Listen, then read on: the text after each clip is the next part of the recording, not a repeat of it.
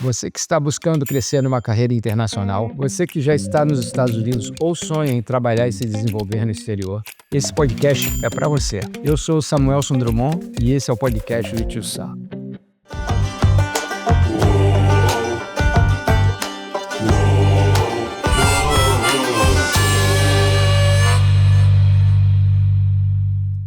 Este podcast tem caráter apenas informativo e educacional. Nada do que for dito aqui é recomendação de investimento. Invista sempre com responsabilidade e com orientação profissional. Assim, eu diria para você que eu não fiquei mais do que 4 anos na mesma posição na média, na minha carreira como um todo. Acho que se eu fizer a conta, são mais para 3 anos do que para 4 anos. E aí você vai ou sendo promovido, ou mudando de função, ou mudando de escopo, mas você não tem a liberdade de ter alguém preparado para te dar a liberdade de você escolher, você fica meio refém. Cara, é uma longa caminhada, eu estava fazendo as contas, quando você me convidou, eu fui fazer a conta de quanto tempo eu estou trabalhando na indústria química, são 40 anos.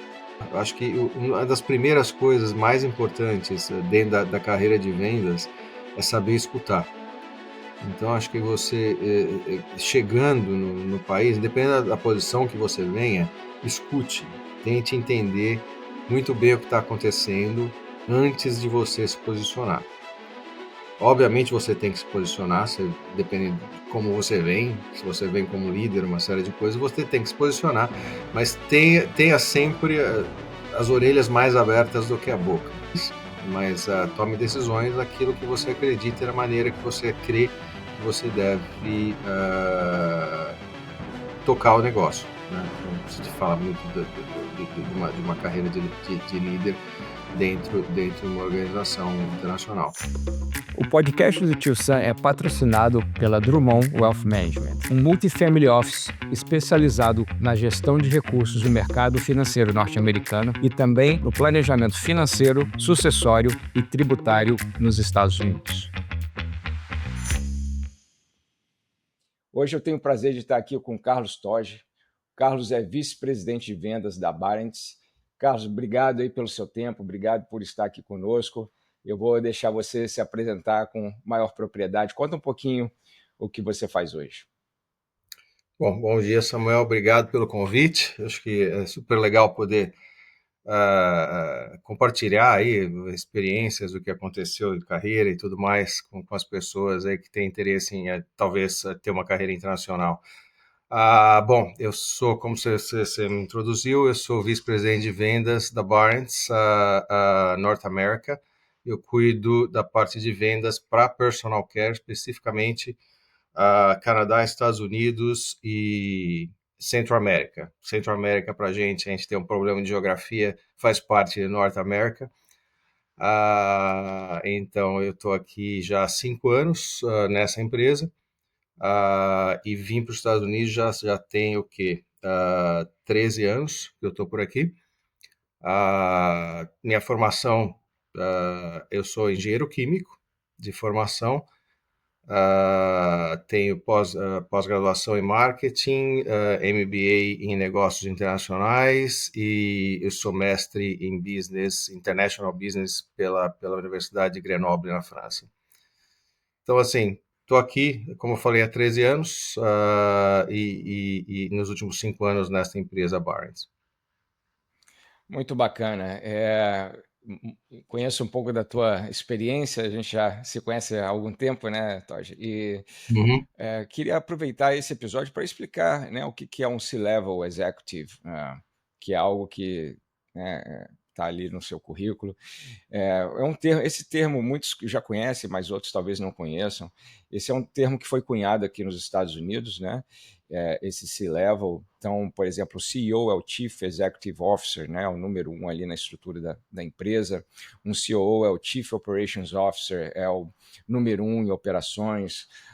Um CFO é o Chief Financial Officer, né? É o número 1 em finanças, em toda a estrutura corporativa, né? E existem também, né, CMO, Chief Marketing Officer, Chief Sales Officer. Então, Queria aproveitar para explicar para o nosso público quando a gente se refere o que é um C-Level Executive, né? E o Carlos é um C-Level Executive.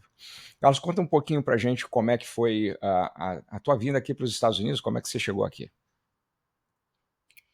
Cara, é curioso, no final das contas, eu indo um pouco para trás na carreira, né? Eu sempre trabalhei em multinacionais, desde o primeiro emprego na área comercial, foi basicamente multinacionais americanas e alemãs, né? Vamos falar dessa maneira. No Brasil, cuidando da operação Brasil e América do Sul em alguns momentos, Brasil e América Latina em outros momentos, mas sempre trabalhando no Brasil. E aí, em 2011, um pouquinho antes disso, eu fui convidado a trocar de emprego. Eu estava numa empresa, uma multinacional americana chamada LyondellBasell, que, por coincidência, é em Houston. A central de operações da empresa é em Houston, Texas. E eu fui convidado para uma empresa brasileira chamada Oxiteno, para começar a mudar e ir para Oxiteno. E aí, sim, eu tinha tido oportunidades de vir para os Estados Unidos pela Lyondell, tive algumas oportunidades de ir para a Alemanha pela Evonik Degussa naquela época, mas assim as coisas não fechavam, né? Não ia a coisa ou era condições de trabalho, dar um passo para trás na carreira algumas vezes, e as coisas nunca fecharam. E aí acabei indo para essa empresa brasileira, Oxiteno, e assim 2 anos depois eu estava cuidando dos negócios internacionais, tudo que a empresa produzia, diversas partes do mundo, que era exportado, saía do país de produção, eu era responsável. E aí eles me convidaram, porque eles queriam iniciar uma operação aqui nos Estados Unidos e fazer todo estudo de mercado, uma série de coisas para ver qual seria a viabilidade de estabelecer uma produção aqui nos Estados Unidos, em Houston, ou na área de Houston. E aí me convidaram para vir. Então, assim, curioso porque, assim, quando eu troquei de empresa, não era uma multinacional estrangeira, ou americana ou europeia, estava numa empresa brasileira, daí eles me convidaram para ser expatriado para os Estados Unidos. E aí, em 2013, basicamente, oficialmente, eu coloquei o pé aqui, né? Eu já vinha vindo para os Estados Unidos desde 2012, quando foi definido que seria uma oportunidade de vir, então eu já estava vindo, fazendo visitas, começando a realmente operacionalizar o negócio e realmente criar um business plan. E aí eu mudei para cá em 2013, início de 2013, e a família veio no final das contas, no final, quando acabou as aulas no Brasil, né? Da família veio Bacana. para cá. E conta um pouquinho para a gente também como é que foi essa abordagem, fruto de conhecimentos no mercado, certamente você já tinha um nome no mercado, como é que chegaram até você para te fazer essa proposta? Eu já tinha, já estava no mercado, a Oxiteno era um cliente. A gente, quando Era o eu estava cliente na da Lindsay era um cliente da Lion do Basel, era um cliente lá na Brazil. importante que a gente fornecia algumas matérias-primas básicas para ele, como óxido de propileno, algumas coisas do gênero. E eles eram um cliente, a gente tinha um ótimo relacionamento, a gente trocava produtos, porque no final das contas, como toda a indústria química é uma relação entre empresas meio incestuosa, né? Você compete, você fornece, você troca produto.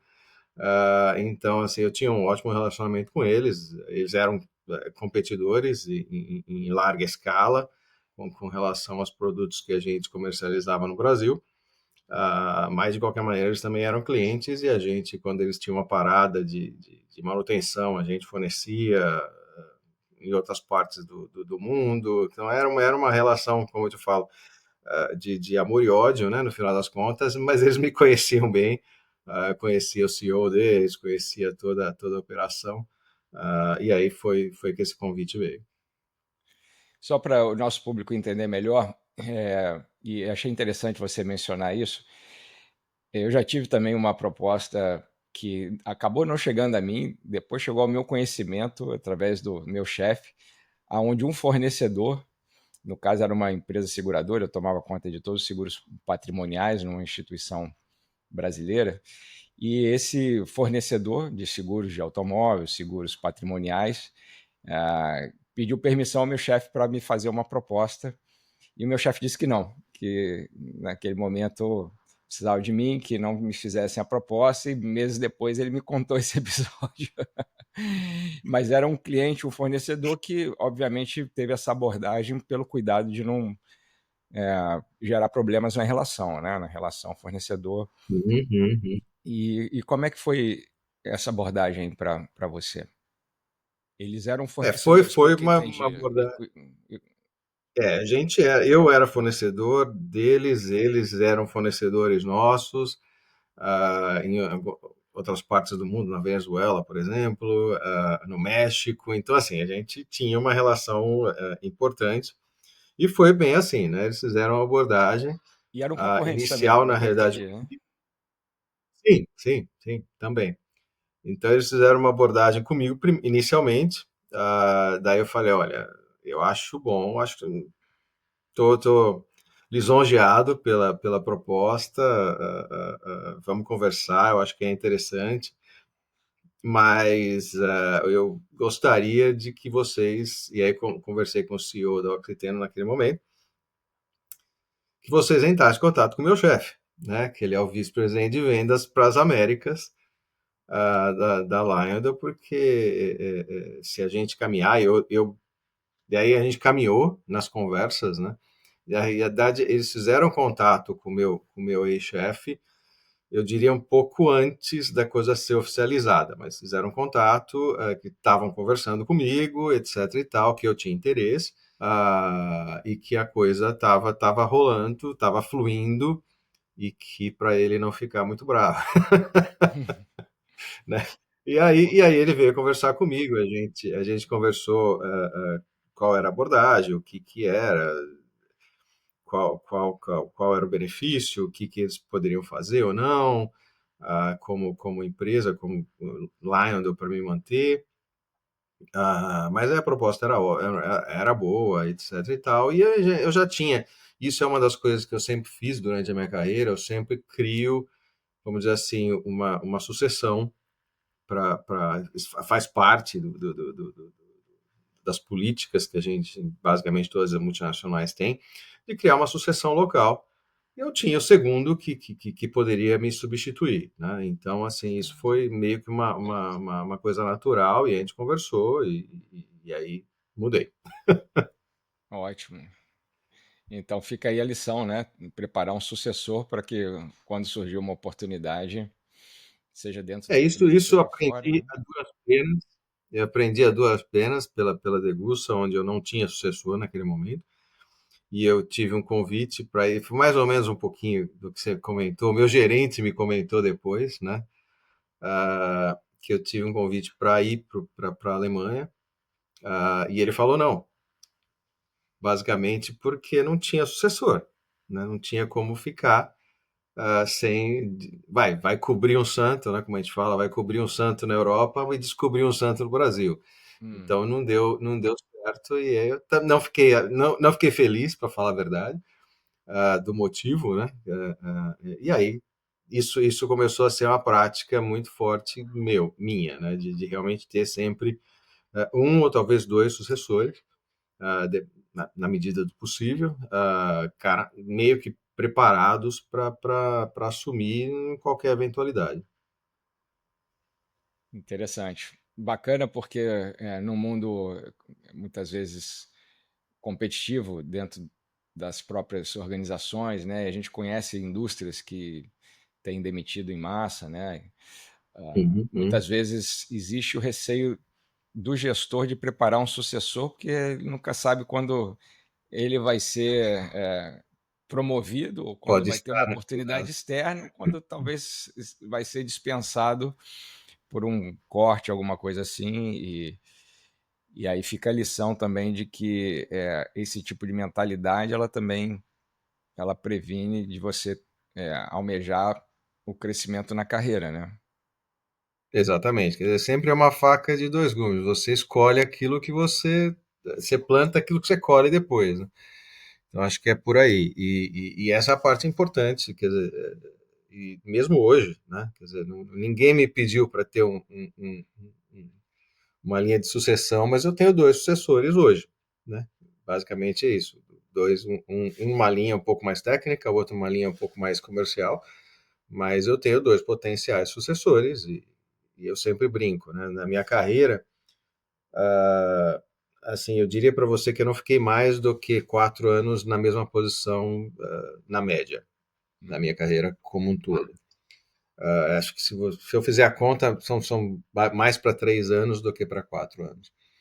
E aí você vai ou sendo promovido, ou mudando de função, ou mudando de escopo, mas se você não tem a liberdade de ter alguém preparado para te dar a liberdade de você escolher, você fica meio refém, Verdade, verdade. né? E você tocou num outro ponto muito interessante, né? São esses ciclos, né? E 3 a 4 anos normalmente é um período que dá para você fechar um ciclo, né? Pegar um projeto, Uhum. fazer começo, meio e fim. Enfim. E imagino que um dos segredos aí do teu sucesso, né, Carlos, tenha sido completar esses ciclos, né, com excelência. Então, contem um pouquinho para gente como é que foi o início da tua carreira e como é que você chegou até o ponto de ter uma proposta de um fornecedor, um competidor, enfim, uma indústria ou uma empresa da mesma indústria, né? Como é que foi a Uhum. caminhada até receber essa proposta? Cara, é uma longa caminhada. Eu estava fazendo as contas. Quando você me convidou, eu fui fazer a conta de quanto tempo eu estou trabalhando na indústria química. São 40 anos. Eu comecei com 18 anos, eu não tinha terminado a faculdade ainda quando eu comecei a trabalhar. Na realidade, comecei em laboratório. Eu tinha feito técnico em química também, né? Colegial técnico em química. Então, eu comecei a trabalhar logo depois que eu entrei na faculdade, e aí fazia as coisas meio malucas em termos de tempo para poder fazer as duas coisas ao mesmo tempo. Dava à noite ou não? Eu depois troquei para noite, porque não dava Eu sei para bem como fazer é de que é dia. isso. Eu fiz Não, a não mesma dava, coisa. Só que né? eu já tinha intenção de trabalhar, então eu já olhei o curso, que no meu caso foi administração no UFRJ à noite, Hum. porque eu já fui querendo trabalhar 8 horas por dia desde o início da faculdade. Não estava nesse pique inicialmente, mas depois a hora é aquela coisa, você começa a trabalhar, a ganhar dinheiro, você fica, tá bom, acho que é melhor caminhar para esse lado. E foi o que aconteceu. E aí troquei para noite e acabei ficando um ano a mais na faculdade por causa dessa troca, mas de qualquer maneira valeu a pena, né? Então assim, eu comecei numa empresa chamada Arco, Atlantic Richfield Corporation. Eles não existem mais, né? Eles foram desmembrados. Eles tinham um grande negócio. Era uma empresa de combustíveis, basicamente. Era Atlantic no Brasil, para quem é um pouco mais velho, conhece os postos Atlantic. Atlantique. A loja a MPM, né, que eram as lojas de conveniência, etc. e tal. Mas eles tinham um braço químico, tá? Braço químico que produzia alguns produtos químicos derivados da indústria de petróleo, basicamente, né? Então eu entrei para essa área, na área comercial, na área de vendas, e aí comecei vendedor, júnior, pleno, sênior. Aí fiquei lá 10 anos e depois o que aconteceu, eu acabei sendo promovido para gerente de vendas, porque o meu diretor teve um infarte, aquelas coisas que ninguém deseja isso. E é um baita mentor. A gente trabalhou junto durante esses 10 anos, ele que me contratou. E aí, quando ele saiu por afastamento durante algum tempo, ele ficou afastado basicamente um ano, eu acabei assumindo, não oficialmente, mas extraoficialmente, e quando ele voltou, aí me promoveram a gerente de vendas da empresa. De lá eu mudei para a Degussa. A empresa acabou sendo desmembrada naquele momento, né? Então acabou sendo vendida a parte de operação de petróleo acabou sendo vendida para Ipiranga. Isso também é uma coisa interessante. Guarda essa informação, que foi vendido para Ipiranga. Ipiranga Petróleo. Dos postos Ipiranga, etc. e tal. E a parte química foi vendida para uma outra empresa nacional, mas assim, as coisas começaram você imagina que era uma multinacional, tinha todos os benefícios de multinacional, começou a ser uma empresa nacional, cortaram uma série de benefícios, previdência privada, uma série de coisas que naquela época não existia na indústria nacional como benefício, mas tinha na multinacional. E eu acabei não ficando satisfeito com o que veio, né, em termos de benefícios, etc. e tal, e acabei indo para a Degussa, que hoje se chama Evonik. Que bacana, E cara. fui para lá para cuidar de um negócio específico que era um produto voltado para a indústria de papel e celulose, tá? Químico, não derivado de petróleo nem nada do gênero, realmente mais química fina. E aí com algumas possibilidades de desenvolvimento na indústria têxtil e também peróxido de hidrogênio para indústria de papel e celulose, para branqueamento de celulose e para outros fins como alimentos, personal care. E aí personal care começou a entrar um pouco mais forte na minha vida naquele momento. Fiquei lá 8 anos. E aí, quando eu comentei, quando você me perguntou a respeito da oportunidade que apareceu e não apareceu, e depois meu gerente falou que não, porque eu não tinha sucessor, uma série de coisas, eu não fiquei satisfeito com isso, obviamente. E acabei procurando, e aí surgiu a Lyondell, que muito engraçado, é engraçada essa situação, lembra Guarda Ipiranga, né, que eu falei, Guarda Ipiranga e a Atlantique. A Atlantique foi desmembrada no mundo todo, ela desapareceu no mundo todo. E a Atlantique Química nos Estados Unidos, a Arco Chemical nos Estados Unidos, foi comprada pela Lyondell. Então, assim, tinha uma fase de conexão entre as duas. E a pessoa que realmente montou a empresa, é isso que eu falo, essas interações que você tem na indústria química, e aí eu em certa monta, acredito que na maioria das indústrias, né, essas conexões são engraçadas e acaba nunca, never burn a bridge, né, porque você nunca sabe o que vai acontecer. A pessoa que era CEO da Lyondell no Brasil, que me contratou naquele momento, foi uma pessoa que iniciou o processo da Lyondell no Brasil e já naquele momento onde a Arco estava sendo vendida, né? E ela foi até a Arco, eu a conheci naquele momento na Arco, onde eu era o braço químico, né? E a gente conversou a respeito de pessoas, de como ela podia estruturar a coisa. Ela iniciou, na realidade, dentro do nosso escritório, da Arco, e depois acabou saindo e montando o escritório. Daí a gente já se conhecia, ela viu meu currículo, me fez a proposta e eu mudei. Então, e aí mudei como uma estratégia de começar o negócio maior de especialidades químicas, eles eram muito fortes já naquele momento com ela dentro das commodities, e começar as especialidades químicas na América do Sul. E foi aí que eu comecei a abrir mercado.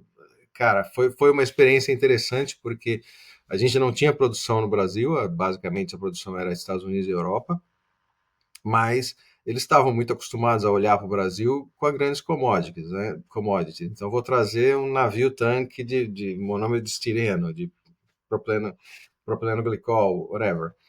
Então, comecei a falar em volumes, ok, vamos trazer um container de tambor? Como assim? A gente nem sabe como manda tambor para o Brasil.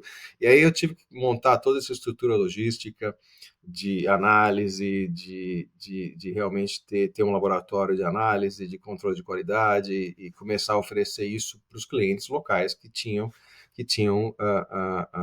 fornecedores locais como Dow Química, como Oxiteno, como como Arch e outros competidores que a gente tinha na época.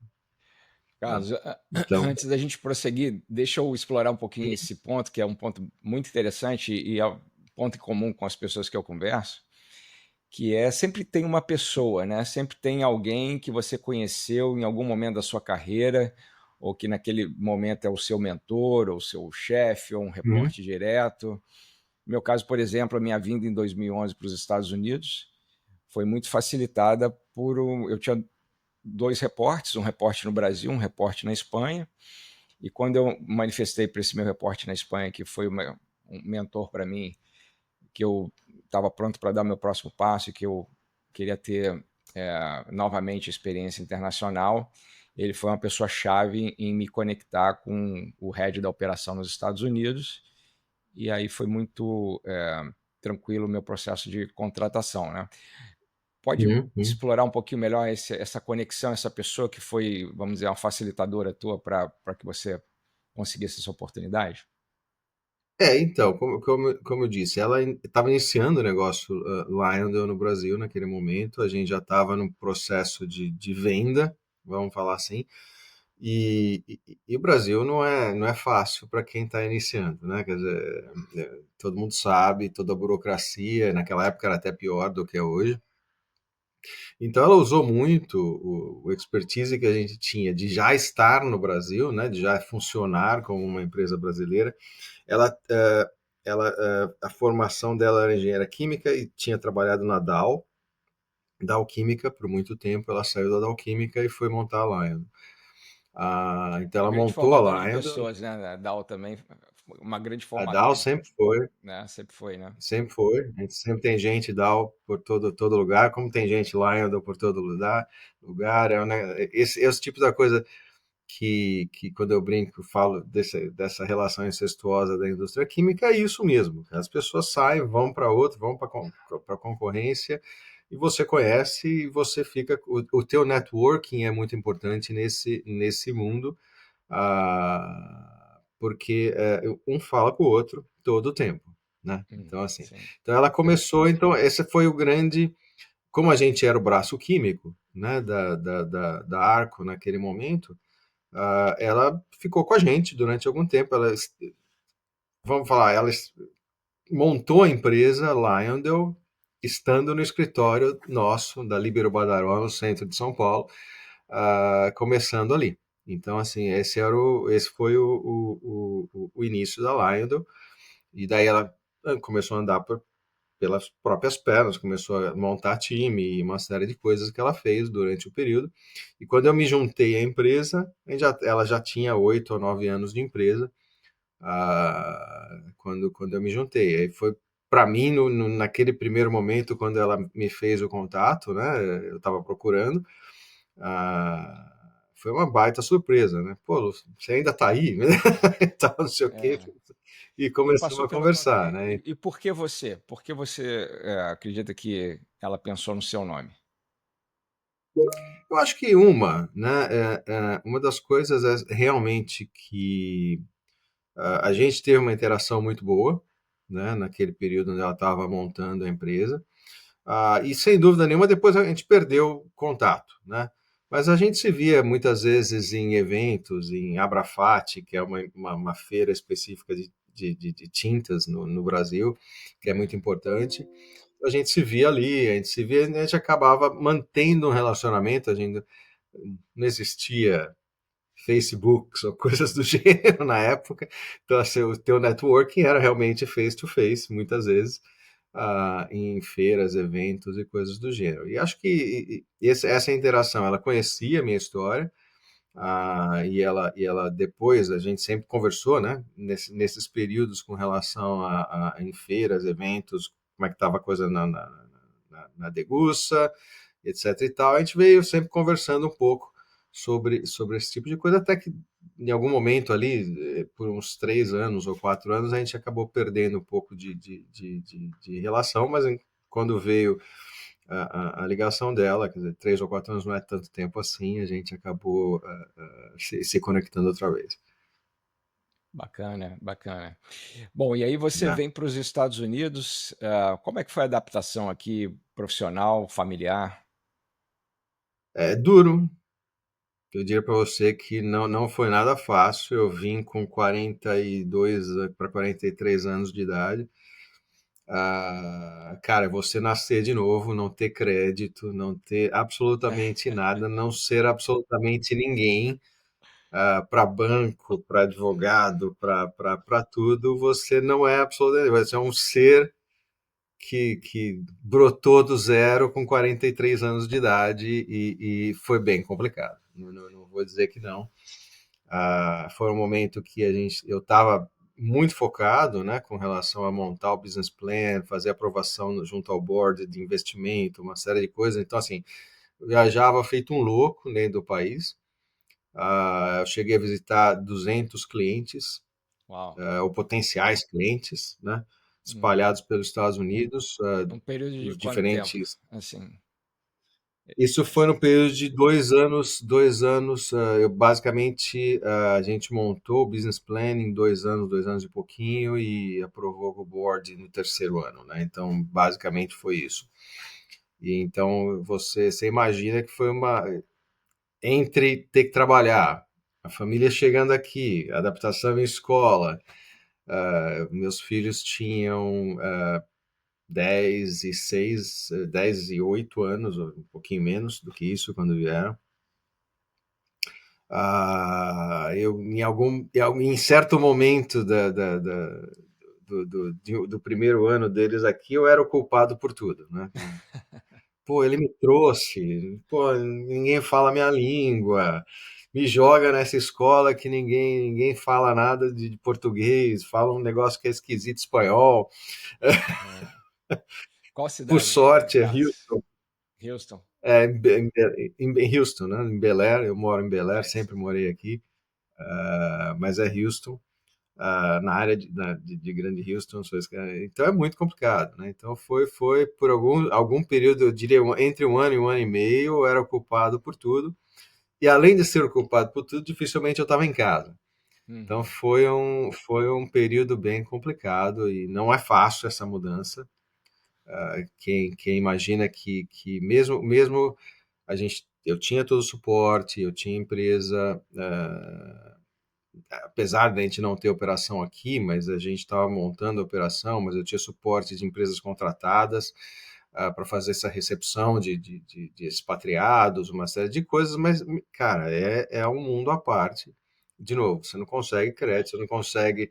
Você abre a tua conta no banco, porque é uma conta salário, mas você não tem, eles não te dão um cartão de crédito, eles não te dão. É E você interessante, né? sobrevive sem cartão de crédito nos Estados Unidos, é quase humanamente impossível, É. né? Então, É que no Brasil no o início, sistema de crédito é bem diferente. Você tem um salário, o banco vai lá, calcula um percentual do seu salário para te dar diversas linhas de crédito e a vida segue. Aqui nos Estados Unidos você chega sem você não histórico tem de história. crédito, tal do credit score, que é fundamental Uhum, para que você tenha crédito. Então não interessa o quanto você ganha, né? Enquanto você não estabelece exato. aquele limite de crédito, você fica travado para compras de bens como casa, carro financiado, Carro, né? Que casa, tem financiamento de automóvel, tem leasing de eu, automóvel, tudo isso depende de exato, credit score, né? do credit score. Uhum, exatamente.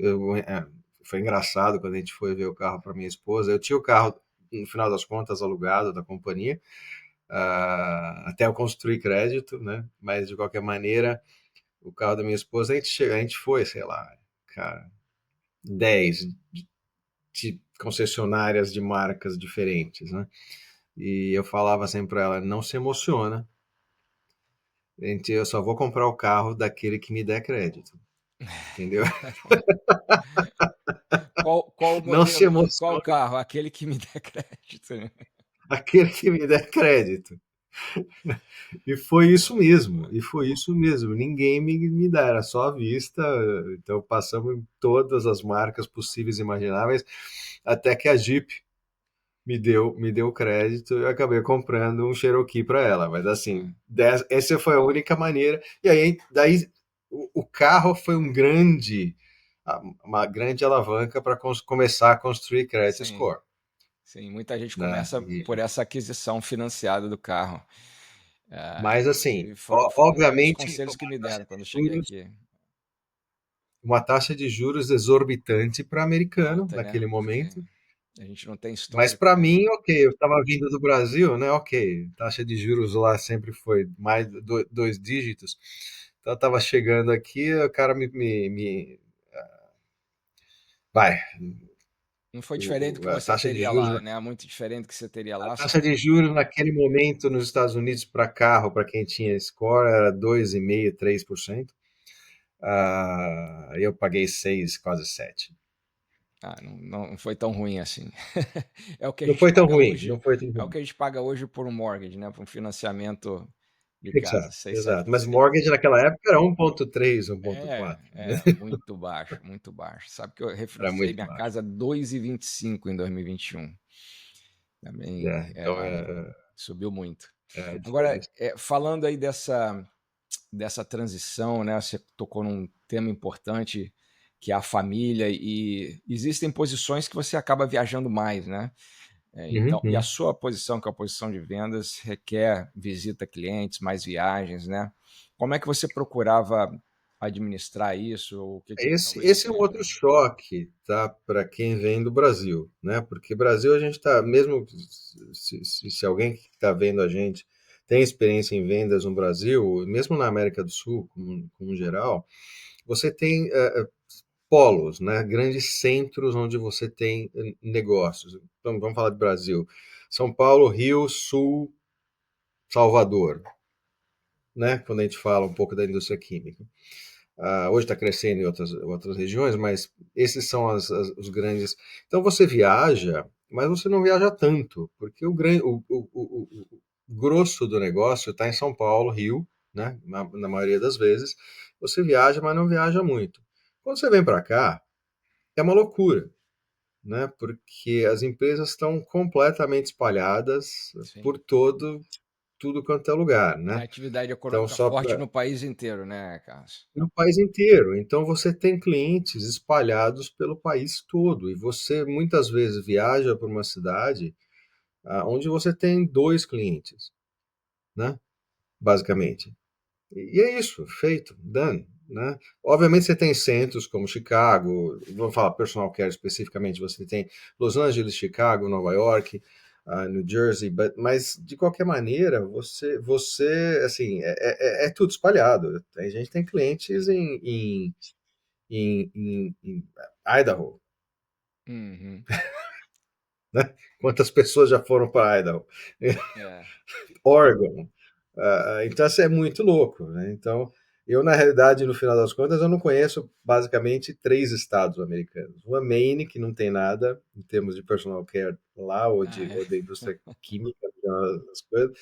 Montana e North Dakota. São os três estados, e Alasca, vai, ok, que eu não E- conheço. Então, são quatro então, estados 4 que de eu nunca 50. fui, mas de 50. Então, é louco, Então você já é tudo viajou para espalhado. 46 estados, né?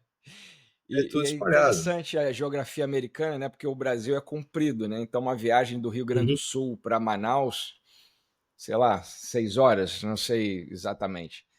E os Estados 5 horas e Unidos meia. não, os Estados Unidos é da costa oeste para leste, né? Ele não é tão Exato. comprido como o Brasil. Então você saía do sul para visitar a costa oeste, né? Talvez aí Uhum. Los Angeles, aí depois tinha que ir para a costa leste, depois ia para o norte, para Pra... Chicago. Quer dizer, são viagens Não, longas, né? eu fiz o Red Eye Flight, né, de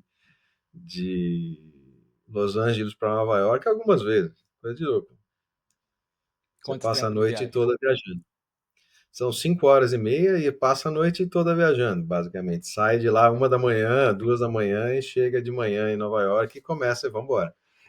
5 horas e meia de viagem. Quer dizer, 5 horas e meia. Aqui de Houston para Cancún dá 1 hora e meia, né? Então é mais É, fácil sair do país do que viajar dentro do país em termos de.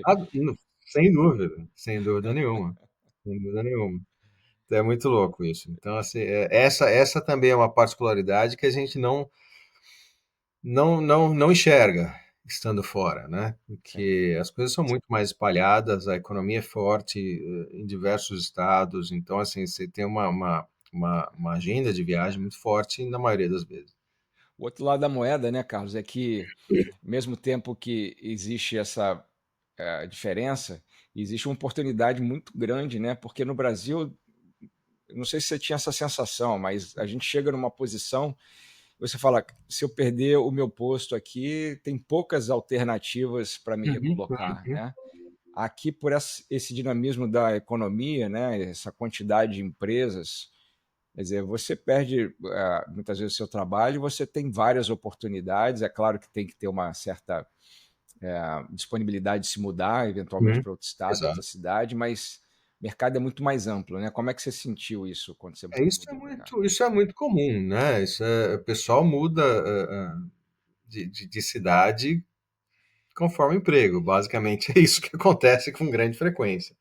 Depois da pandemia ficou um pouco mais, o negócio de trabalhar remoto ficou um pouco mais comum, mas, mas mesmo ah, ah, você chegando em alguns níveis, é muito difícil você trabalhar remoto 100% do tempo, né? Vendas ainda eu tenho essa flexibilidade, mas você mudando, você é um CEO, você é um CEO, não tem jeito, você vai ter que estar na região. Você vai ter que estar lá onde a empresa tem o headquarter, e aí é muito comum, né, o pessoal É, viajar não, mudar de cidade com uma frequência muito grande. Meus vizinhos, eu brinco muito com meus vizinhos aqui, né?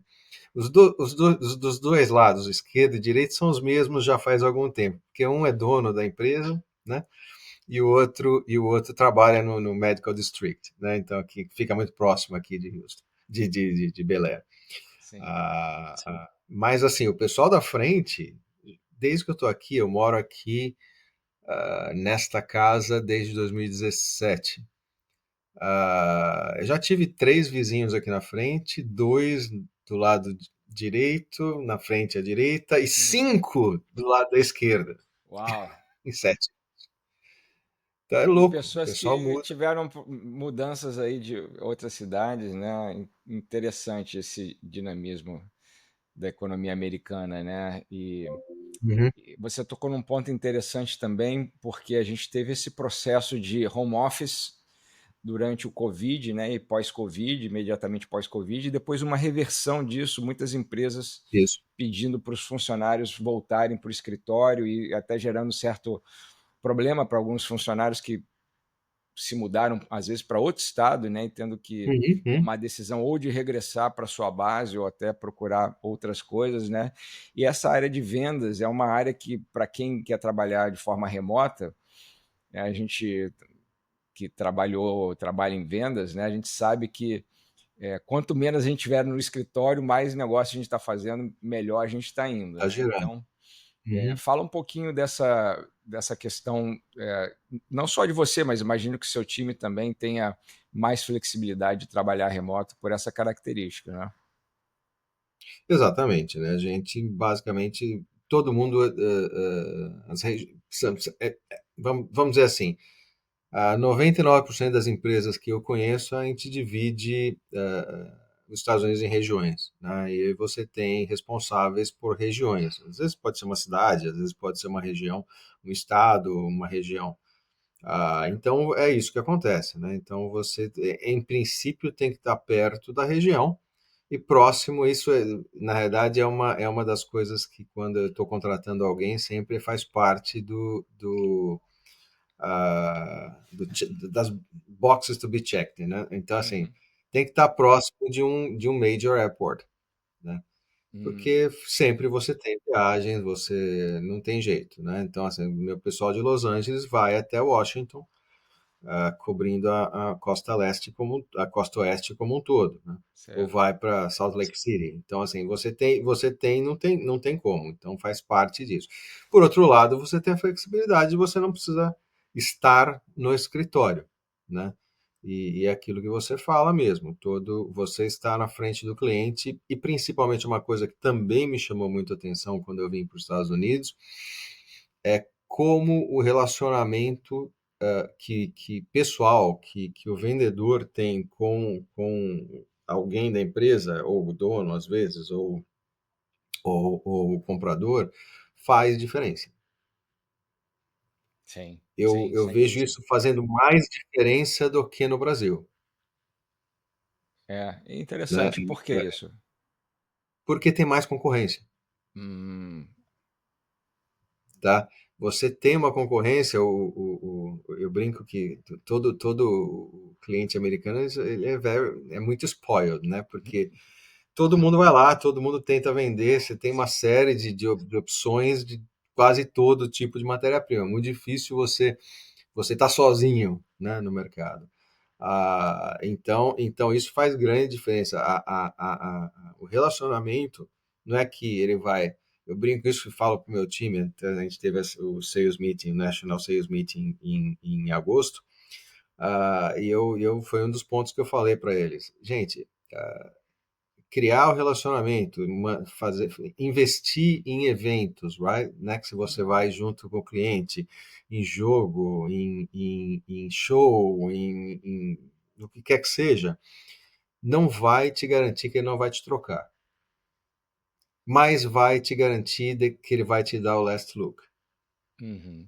Uma O oportunidade relacionamento que você construiu, o relacionamento que você constrói não te garante que ele não vai te trocar, mas garante que ele vai olhar para você e falar, putz, eu tô com uma outra oferta aqui, deixa eu ligar pro Carlos, porque, pô, cara, a gente se dá bem, o cara vem sempre aqui, deixa eu presente, ligar para ele, me falar, prestigia. falar, prestigia, me ajuda quando Uhum, tem falta de produto, quando tem uma emergência, o que quer que seja. Deixa eu ligar para ele para falar o que, que eu consegui aqui antes que suba, porque a hora que subir eu já não tenho mais controle, é.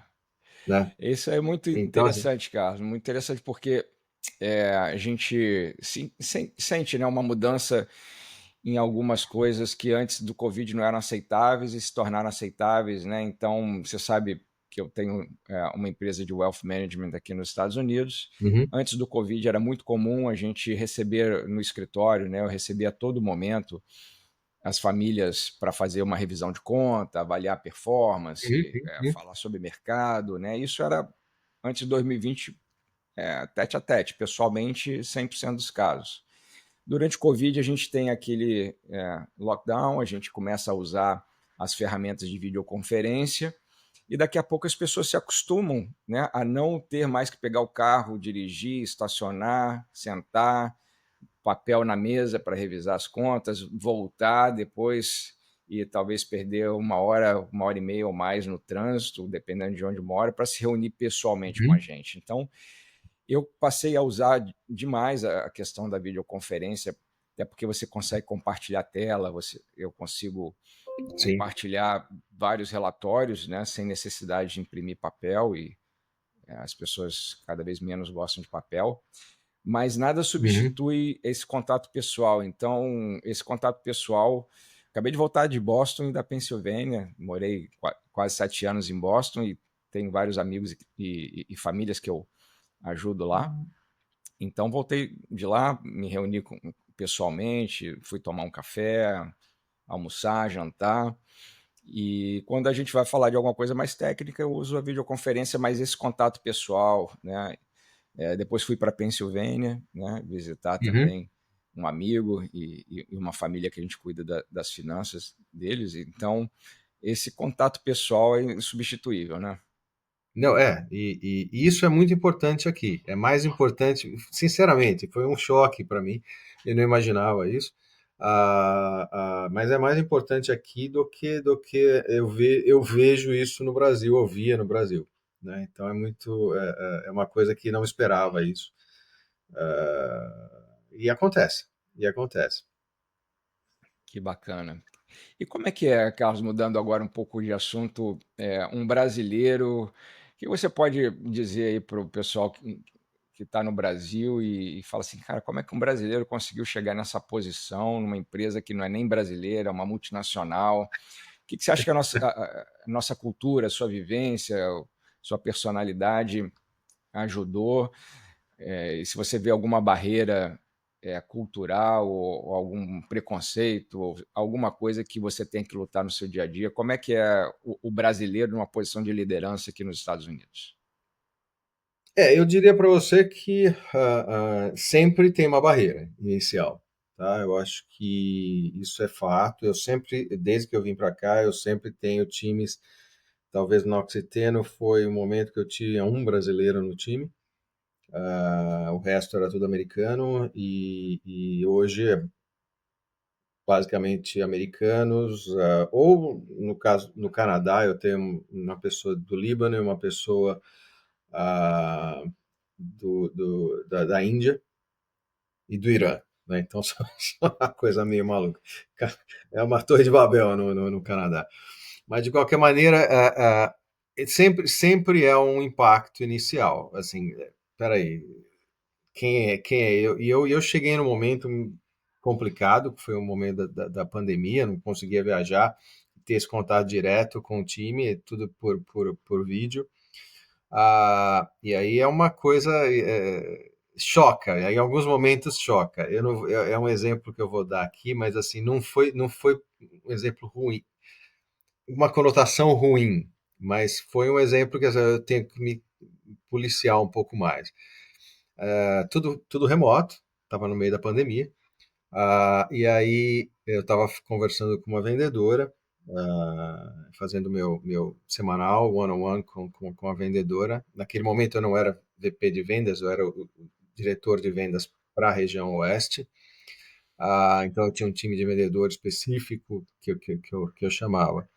E aí eu estava conversando com ela e a coisa indo, etc e tal. E a filha dela, pandemia, estava em casa, óbvio, né? É uma menina naquele momento, acho que ela tinha 6 ou 7 anos. E foi engraçado, porque ela apareceu no vídeo, etc e tal. Eu comecei a conversar com ela e tudo mais. E ela olhou para a mãe dela e falou assim: Eu não estou entendendo o que ele está falando. O famoso accent, né? Né? Assim, Com toda a é um sinceridade de choque. uma criança, né? Com toda a sinceridade de uma É um criança. choque, porque não era uma coisa. Cara, eu, sei lá, viajo internacionalmente, falo inglês há muito tempo.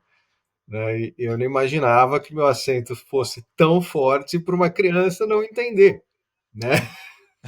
Então, assim, você tem coisas a trabalhar nesse sentido, porque assim, obviamente o adulto entende, mas é um choque. Foi um choque Uhum, cultural para o time quando eu comecei a conversar com eles. Tudo bem, eles entendiam, eu falava, etc e tal, mas com um acento que é muito forte, né? Assim, e é fato, Samuel, você também tem isso. Você fala bom dia, o cara já sabe que você não é americano, uhum. que você não é nativo, que você fala uma língua que não é americana, inglês. Então, assim, é uma barreira inicial que você tem que, e aí a única maneira, a gente não vai perder o sotaque, esquece, né? Isso Pode, é uma situação, pode melhorar, né? pode Mas melhorar. perder Eu acho que totalmente. depois desse choque eu me policiei mais.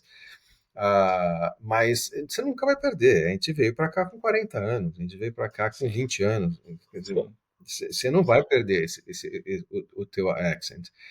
Então, o que é importante é você ser mais claro possível e você demonstrar qual é a estratégia, né? De ser claro na estratégia, porque aí você começa a ganhar a confiança das pessoas e ser muito transparente nesse sentido.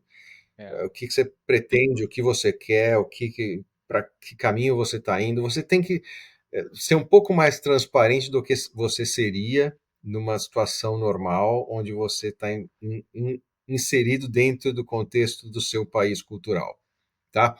Então você tem que ser um pouco mais transparente, você tem que ser um pouco mais claro nas suas posições, para que isso realmente, quando eles começam a perceber que, ok, o que você está fazendo faz sentido e o que você está fazendo está melhorando as coisas, tem uma estratégia por trás, você começa a ganhar a confiança deles até o momento em que, outro dia fizeram uma piada de brasileiro comigo lá e eu falei, cara, eu sou brasileiro, vocês lembram? É. É, Deve ter sido uma piada com certo preconceito, pelo que você está comentando aí. Não, mas assim, é coisa de política, basicamente. Mas assim, poxa, pessoal, oi, eu sou brasileiro, vocês lembram? É, Assim. mas esse é um ponto interessante, né, Carlos? Aproveitando esse gancho, como é que foi ah, o aprender o inglês, né? Porque a gente chega aqui, a gente não chega 100% no inglês, por mais que tenha Não. estudado no Brasil. A gente tem uma curva de aprendizado. No meu caso, Uhum, por exemplo, o que me ajudou muito, claro que eu fiz os cursinhos de inglês e me formei lá no Brasil, né, enquanto adolescente, mas depois, aos 21 anos, eu comecei, não, foi 21, 22, eu comecei a fazer um MBA aqui nos Estados uhum, Unidos, na University of Michigan, em Ann Arbor, né, na Ross School of Business, e foram 3 anos, né, não foram dois, porque quem pagou para mim foi a instituição financeira que eu trabalhava à tá. época, então eu não fiquei os 2 anos imersos no MBA em Ann Arbor. Eu fiquei 3 anos trabalhando e os professores viajavam de Ann Arbor para o Brasil, 4 dias intensos de aula Uhum, presencial e uma vez por semana ali do World Trade Center em São Paulo, tendo aulas online. Então foram 3 anos que o meu inglês foi evoluindo. Então isso foi dos 22 aos 25. E aí, quando eu tenho a oportunidade de vir para os Estados Unidos, que foi em 2011, eu já estava ali com meus 30 e poucos anos, aí daí para trabalhar, né? Meu inglês já estava melhor em função dos 3 anos de MBA, muita leitura, muita conversação. uhum. Então, como é que foi o teu processo? O meu processo foi um pouco diferente, né? Eu também fiz todo, né? União Cultural Brasil Estados Unidos, fiz tudo que podia, até chegar o momento que falei, cara, chega, não quero mais, para por aí. E aí eu comecei a trabalhar na Degussa, que era uma empresa alemã. Obviamente eu não falo alemão, e também não estava muito, não queria aprender alemão, vamos ser sinceros. E a língua oficial da empresa internamente era inglês, né? Então, assim, eu comecei muito a deslanchar nesse momento, que eu tinha os contatos na Alemanha, mesmo aqui nos Estados Unidos. Então, durante algum tempo, meu gerente era americano, depois virou para a Europa, depois voltou para os Estados Unidos, quer dizer, Que idade você normal de tinha nessa multinacional. época? Eu tinha 20, ah, 22, 21, alguma coisa por aí. E já Um tinha pouco, feito talvez aquele 23. esquema de cursinho, se formado? Tinha feito todo o União Cultural Brasil-Estados Unidos, 5 anos lá, até chegou o momento que eu tinha que definir, cara, ou aí fiz conversação, e aí É, começou a ir mais para o inglês formal, em tema, pô, objeto direto em inglês. Aí eu falei, não, chega, para por aí, não é isso que eu quero, não quero dar aula de inglês. E aí foi o momento em que eu comecei na Degussa a ter esse contato um pouco maior, e aí deslanchou. Daí quando eu troquei para LyondellBasell, que era aqui em Houston, coincidentemente, a central, e eu tinha que fazer toda, como eu expliquei, né, montar toda a logística, etc e tal, eu tinha que falar ou aqui ou na Europa com o pessoal. Não, ninguém fala português, português é um código secreto, só não é língua morta porque tem o Brasil, né? Brincando, quem é português não me leva a mal. Mas essa é uma piada que eu tenho com amigos portugueses. mas Mas, de assim, qualquer maneira, antes do português tem aí várias outras línguas, né? Como o inglês, como o próprio espanhol, né? Sem contar os espanhol, países com mais de um bi, né? Como China, exato, Índia, chinês, então o Índia. próprio Então, assim, a francês é Índia, maior. francês, etc e tal. Então, assim, tem todo um. Português não é fácil, não é uma língua internacional. O fato é esse, né? Então, em algum momento na Europa ficou um pouco mais popular, mas também já não é mais. Então, é difícil, é uma língua complicada. E aí, quando eu vim para cá, eu já tinha um nível de inglês bem bom em termos de negócio, né? De fazer, negociar, etc e tal. Só que o que é o grande problema quando você vem para cá, e é isso que e até hoje você aprende. depende do contexto que você está inserido, você tem um set de palavras completamente diferente. Quer um exemplo? Quando eu estava procurando casa para comprar, né? Aí você tem um monte de palavras que você não conhece, é completamente novo. Escrow, financiamento, isso, aquilo. Você não está acostumado com essas coisas, com essas palavras, com esse vocabulário. Então, todo, todo, todo tipo de coisa que você se envolve de forma diferente, com o seu médico, é a mesma coisa. Você chega no médico, você acha que você está falando inglês perfeitamente. Aí ele te pergunta se já teve chickenpox? Você, o quê? Chicken o quê? Tá me chamando de galinha? Entendeu? São são vocabulários que toda hora você se insere num determinado contexto diferente, aparecem palavras diferentes, né? E Vocabulário, esse ponto é muito interessante, porque uma coisa é o vocabulário técnico que você, ali, questão às vezes de do teu alguns dia a meses, você dia. pega e você Uhum, consegue performar bem na sua comunicação dentro do trabalho, né? Mas você vai para o lado pessoal, você tem essas várias situações em que você precisa expandir seu vocabulário também, né? uhum. E muitas vezes a gente não sabe, tem a questão dos acentos também, né? No próprio Teus Brasil, acentos. você sai do Rio Uhum, de Janeiro, vai para o Rio Grande do Sul, vai para Ceará, quer dizer, são palavras diferentes, tonalidades diferentes, a forma de pronunciar a palavra é diferente, uns cortam mais, outros cortam menos, uns falam mais rápidos, uhum. outros falam mais trabalhado, né?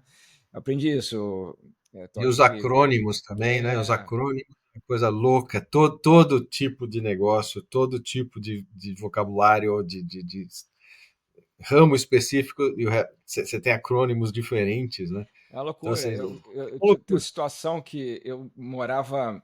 Eu tinha saído de Buenos Aires, morei um ano na Argentina, era para morar mais, mas foi Uhum, naquela época do Corralito, ali, 2002. tá.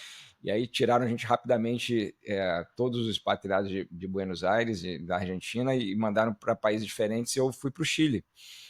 E eu estava nessa época no Corporate Finance, estava fazendo uma reunião de M&A, né, tentando oferecer uma empresa de petróleo na Argentina e tinha gás também para Gasco, que é uma empresa de gás no Chile, né? E eu Uhum, entrei naquela reunião e eu era o especialista naquilo naquele momento e comecei a apresentar, né, a empresa argentina para Gasco. E no final da reunião, meu chefe me chega e fala assim: cara, você tem que aprender a falar como chileno para ontem. Como é que eu posso explicar um brasileiro falando que nem um portenho? Isso é inadmissível. Você pode tirar esse teu acento. Então, às vezes a gente acha que fala espanhol, chega lá e eu já tomei, né, uma chamada do meu chefe, que não foi tão nice assim, não foi tão porque eu estava falando como um portenho e eu nem argentino era. Então a língua tem esses nuances, tem tem. né, os accents, tem os sotaques, né? É muito. É isso, e eu acho que isso é um constante aprendizado, cara. Eu acho que toda vez que eu me envolvo em algum tipo de negócio diferente, estava falando sobre insurance outro dia na empresa, com relação a insurance de recebíveis, uma série de coisas. Cara, é uma linguagem, você fica, pô, primeira reunião você meio que boia, tenta entender, para perguntar algumas coisas, mas isso é comum, é um constante aprendizado. Acho que a língua é viva, né? Qualquer língua é viva e ela acaba tendo diferenças muito importantes quando você fala de segmentos diferentes onde você está inserido, né? Então é muito louco. Sim, sim. Bom, a gente está chegando aqui, se aproximando do final, e eu queria que você, se possível, desse uma mensagem para o pessoal que está pensando em fazer a mesma carreira que você, talvez esteja aqui nos Estados Unidos tentando crescer, ou talvez esteja no Brasil tentando migrar para cá. O que você Uhum. deixaria de mensagem para essas pessoas, Carlos? Eu acho que assim, cara, se você se preparou, você tá certo de que você pode ter uma carreira internacional. Eu sempre falo isso. Não é uma decisão emocional. Você ter uma carreira internacional é uma decisão que vem ao longo de anos, onde você vai se preparando, você se prepara com línguas, você se prepara com diferenças culturais, com experiências que você tem viajando ou trabalhando fora e etc e tal. Acho que isso é uma decisão que ela tem que ser tomada de forma madura, né? Tomou essa decisão de forma madura, quando você chega no país ou em qualquer, isso é uma coisa que um dos meus mentores me disse uma vez, escute, tá? Eu acho que uma das primeiras coisas mais importantes dentro da carreira de vendas é saber escutar. Então, acho que você, chegando no país, independente da posição que você venha, escute, tente entender muito bem o que está acontecendo antes de você se posicionar. Obviamente, você tem que se posicionar, dependendo de como você vem, se você vem como líder, uma série de coisas, você tem que se posicionar, mas tenha sempre as orelhas mais abertas do que a boca. Porque isso faz grande diferença para você ser aceito pelo time e você começar realmente a colher frutos daquilo que você trabalhou todos esses anos como decisão para você sair do país ou ter uma carreira internacional. Acho que esse é o grande negócio. Acho que não tem. Não. Escute sempre. Acho que é a grande lição que eu aprendi nisso tudo e tome as decisões sempre baseadas naquilo que você acredita. Às vezes são decisões não agradáveis, mas tome decisões naquilo que você acredita e na maneira que você crê que você deve tocar o negócio, né? Quando se fala muito de uma carreira de líder dentro de uma organização internacional. Então, assim, acho que não tem muita diferença. É por aí. Acho que esse é o maior advice que eu posso dar para quem está vindo, já está aqui ou quer crescer dentro da carreira. Muito bacana, Carlos. Obrigado aí pelo teu tempo. A gente falou aqui com o Carlos Toge, ele é vice-presidente de vendas da Barents, está baseado aqui em Houston, Texas, e contou um pouco da trajetória dele, mais de 40 anos, né, Carlos, na indústria química, desde os 18 anos aí com posições de vendas, crescendo nessa área e se especializando nessa área, e dividiu um pouco a sua trajetória internacional com a gente e como ele chegou a ser o número 1 de vendas na empresa onde ele está. Queria agradecer também aqui ao pessoal que participou do podcast, nos apoiando, e lembrar que esse podcast ele é patrocinado pela Drummond Wealth Management, uma empresa de investimentos e planejamento financeiro aqui nos Estados Unidos. Nós cuidamos de famílias que confiam a nós o seu patrimônio, confiam a nós o seu planejamento financeiro, planejamento sucessório e também planejamento tributário. Carlos, obrigado pelo seu tempo. Obrigado. Obrigado também pela oportunidade. Acho que foi super legal essa hora aí que a gente bateu o papo. Show de bola. Ok, abraço. Até. Grandes transformações começam com conhecimento. Aqui no nosso canal você encontra conteúdos para fortalecer a sua jornada e caminhar com mais clareza, segurança e propósito. Se esse conteúdo fez sentido para você, curta esse episódio, já se inscreva no canal, compartilhe. Venha fazer parte dessa comunidade que acredita no poder da sabedoria para transformar realidades.